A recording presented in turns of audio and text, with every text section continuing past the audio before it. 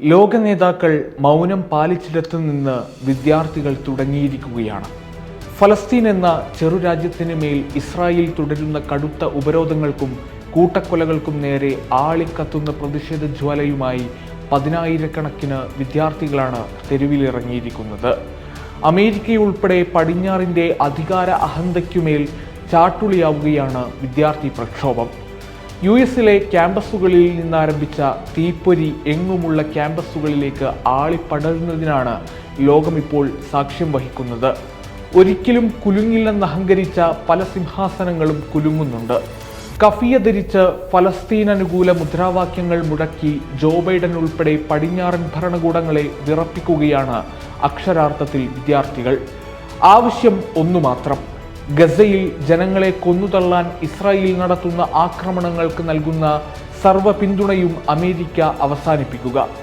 തീപ്പൊരി ഉയർന്നത് ആദ്യം വിശ്വപ്രസിദ്ധമായ കൊളംബിയ യൂണിവേഴ്സിറ്റിയിൽ, അവിടെ നിന്ന് അമേരിക്കയിലെ മറ്റു ക്യാമ്പസുകളിലേക്ക്, അവിടെ നിന്ന് മറ്റു രാജ്യങ്ങളിലേക്ക്. ആമസോൺ കാടുകളിൽ പടർന്നു പിടിച്ച കാട്ടുതീയേക്കാൾ തീവ്രമായ പ്രതിഷേധ ജ്വാല.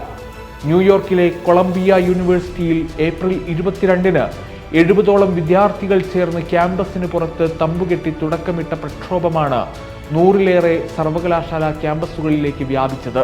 ഏപ്രിൽ 17-ന് പുലർച്ചെ 4 മണിയോടെയാണ് കൊളംബിയ യൂണിവേഴ്സിറ്റി ക്യാമ്പസിന്റെ തെക്ക് ഭാഗത്ത് ഇസ്രായേലുമായി ബന്ധമുള്ള കമ്പനികളിൽ നിന്ന് യൂണിവേഴ്സിറ്റി പിന്മാറണം, ഇതായിരുന്നു വിദ്യാർത്ഥികളുടെ ആവശ്യം. എന്നാൽ അധികൃതർ പ്രതിഷേധത്തെ നേരിട്ടത് ന്യൂയോർക്ക് പോലീസിനെ ഉപയോഗിച്ചായിരുന്നു. 108 വിദ്യാർത്ഥികളെ പോലീസ് അറസ്റ്റ് ചെയ്തു, ടെന്റുകൾ നശിപ്പിച്ചു.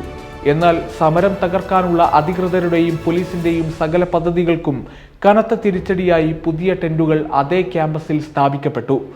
ബ്രൗൺ, പ്രിൻസ്റ്റൺ, നോർത്ത് വെസ്റ്റേൺ എന്നിവിടങ്ങളിലെ വിദ്യാർത്ഥികളും തെരുവിലിറങ്ങി. യേലിലെയും University of North Carolina Chapel ഹില്ലിലെയും വിദ്യാർത്ഥികളും പ്രതിഷേധം ഏറ്റെടുത്തു.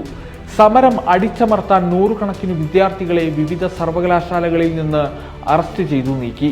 കണ്ണീർ വാതകം പ്രയോഗിച്ചും ഷോക്കടിപ്പിച്ചും വിദ്യാർത്ഥികളെ സമരമുഖത്തു നിന്ന് ഒഴിപ്പിച്ചു. കൊളംബിയയിൽ ഫലസ്തീൻ അനുകൂല സമരം നടത്തിയ 100-ലധികം പേരെ ഒരാഴ്ച മുൻപ് അറസ്റ്റ് ചെയ്തിരുന്നു.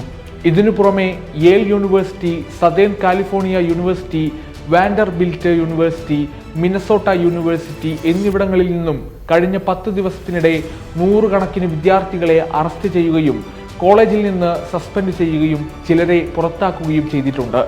പോലീസ് നടപടിക്ക് പുറമെയാണ് സർവകലാശാല അധികൃതർ സസ്പെൻഷൻ, പുറത്താക്കൽ ഉൾപ്പെടെയുള്ള നടപടികളിലൂടെ സമരത്തെ പരാജയപ്പെടുത്താൻ ശ്രമിക്കുന്നത്. ചില സർവകലാശാലകളിൽ സമരം മൂലം ബിരുദദാന ചടങ്ങുകൾ റദ്ദാക്കിയിരുന്നു.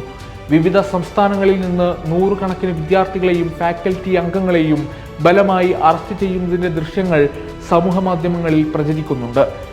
എന്നാൽ ഇതൊന്നും വകവയ്ക്കാതെ കൂടുതൽ സ്ഥാപനങ്ങളിലേക്ക് സമരം വ്യാപിക്കുകയാണ്. ഫലസ്തീൻ പതാകയും ഫലസ്തീൻ ദേശീയതയുടെ പ്രതീകമായ കഫിയയും അണിഞ്ഞ് വിദ്യാർത്ഥികൾ ക്യാമ്പസുകളിൽ തമ്പുകെട്ടി താമസിച്ചാണ് സമരം ചെയ്യുന്നത്. Britain, France, Australia, Italy, Canada തുടങ്ങിയ രാജ്യങ്ങളിലെ വിവിധ സർവകലാശാലകളിൽ ഇസ്രായേൽ വിരുദ്ധ പ്രക്ഷോഭം നടക്കുന്നുണ്ട്. കാനഡയിലെ ആദ്യ ഫലസ്തീൻ അനുകൂല ക്യാമ്പസ് സമരം ശനിയാഴ്ച മക്ഗിൽ സർവകലാശാലയിൽ നടന്നു. കഴിഞ്ഞ ദിവസം വൈറ്റ് ഹൗസിന്റെ പരമ്പരാഗത വാർഷിക അത്താഴ വിരുന്ന് നടക്കുന്ന ഹോട്ടലിൽ ഭീമൻ ഫലസ്തീൻ പതാക പ്രക്ഷോഭകർ ഉയർത്തിയിരുന്നു. അതീവ സുരക്ഷയുള്ള ഹോട്ടലിലാണ് 4 നിലയോളം വലുപ്പമുള്ള പതാക തൂക്കിയിട്ടത്. ഹോട്ടലിലെത്തിയ US പ്രസിഡന്റ് ജോ ബൈഡനു നേരെ പ്രതിഷേധക്കാർ ഷെയ്ം ഓൺ യു എന്ന മുദ്രാവാക്യം മുഴക്കി. US പ്രസിഡന്റ് തെരുവിൽ പ്രതിഷേധം നേരിടുന്നത് അപൂർവമാണ്. US യുദ്ധതന്ത്രം അവസാനിപ്പിക്കുക, യുദ്ധത്തിനും അഴിമതിക്കും പണം ചെലവാക്കാതെ വിദ്യാഭ്യാസത്തിനും ജോലിക്കും വേണ്ടി പണം ചെലവഴിക്കുക, ജനങ്ങളുടെ പ്രതിരോധത്തിനുള്ള അവകാശം സംരക്ഷിക്കുക എന്നിവയാണ് പ്രധാന മുദ്രാവാക്യമായത്. നിങ്ങൾ കൊല്ലുന്ന നാടിന്റെ പേരാണ് ഫലസ്തീൻ എന്നും ഗസയെ സ്വതന്ത്രമാക്കണമെന്നും പ്രതിഷേധക്കാർ ആവശ്യപ്പെട്ടു. വിജയം കണ്ട വലിയൊരു വിദ്യാർത്ഥി പ്രക്ഷോഭത്തിന്റെ ചരിത്രമുറങ്ങുന്ന മണ്ണാണ് കൊളംബിയ യൂണിവേഴ്സിറ്റി ക്യാമ്പസ്. ഇപ്പോൾ നടന്നുകൊണ്ടിരിക്കുന്നതിനേക്കാൾ തീവ്രമായിരുന്നു 1968-ൽ അമേരിക്കയിൽ ഉയർന്ന വിദ്യാർത്ഥി പ്രതിഷേധം. വിയറ്റ്നാം യുദ്ധം അവസാനിപ്പിക്കണമെന്നായിരുന്നു വിദ്യാർത്ഥികളുടെ ആവശ്യം. പോലീസിനെ ഉപയോഗിച്ചായിരുന്നു അന്നും അധികൃതർ വിദ്യാർത്ഥികളെ നേരിട്ടത്. നിലവിൽ അവിടെ ഉയരുന്ന പ്രതിഷേധങ്ങൾ ആന്റി സെമിറ്റിക് ആണെന്നൊക്കെ വിമർശനങ്ങൾ ഉയരുന്നുണ്ട്. എങ്ങനെയൊക്കെ അടിച്ചമർത്താൻ ശ്രമിച്ചാലും എന്തൊക്കെ വിമർശനങ്ങൾ ഉയർത്തിയാലും ഓർക്കുക, river to the sea, Palestine will be free എന്ന മുദ്രാവാക്യത്തിന് ഒരേയൊരു അർത്ഥമേയുള്ളൂ. അത് ഇസ്രായേൽ നടത്തുന്ന ഈ നരവേട്ടയെ, ലോകം കണ്ട ഏറ്റവും വലിയ ക്രൂരതയെ എന്തു വില കൊടുത്തും എതിർക്കുക എന്നത് തന്നെയാണ്.